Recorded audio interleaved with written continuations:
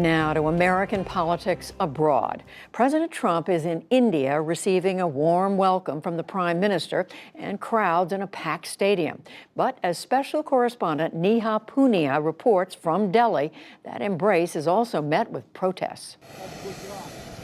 President Trump got a hug from Indian Prime Minister Narendra Modi as he deplaned, a symbol of closeness both men hoped to project during Mr. Trump's first official visit to India. Throngs of people lined the streets in Ahmedabad as the presidential motorcade passed billboards that showed a smiling Mr. Trump and touted the India-US friendship. And the Honorable President of United States of America, Mr. Donald Trump.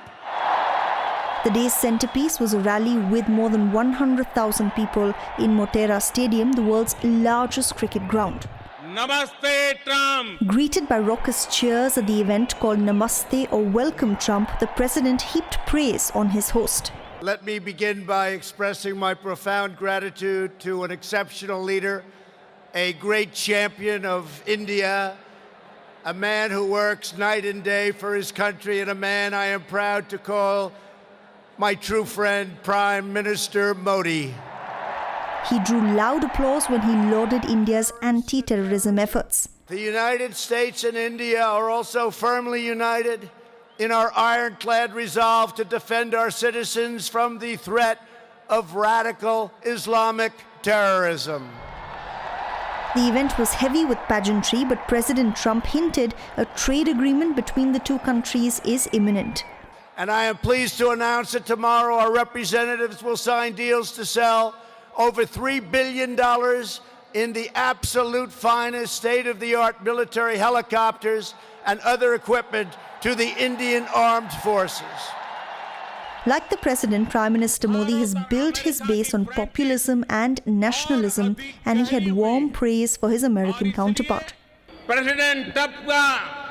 President Trump's visit to India with his family is giving the India-US relations an identity with sweetness and close ties as in a family.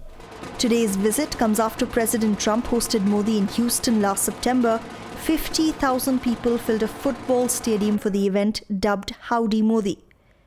Now, the Indian leader is returning the favor at a time when his Hindu nationalist party is under fire for alleged discrimination against non-Hindus.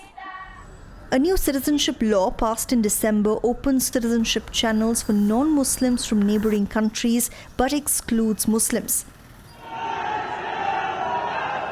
It has touched off months of protests and violence with dozens killed, and there were new clashes today.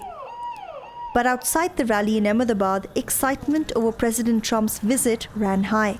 The crowd, we are all getting crazy, we are all very excited, and I feel that this will improve our international ties. This meeting is like God is coming in our country. Meanwhile, in New Delhi, supporters of Modi staged a separate event, also in praise of the Trump visit.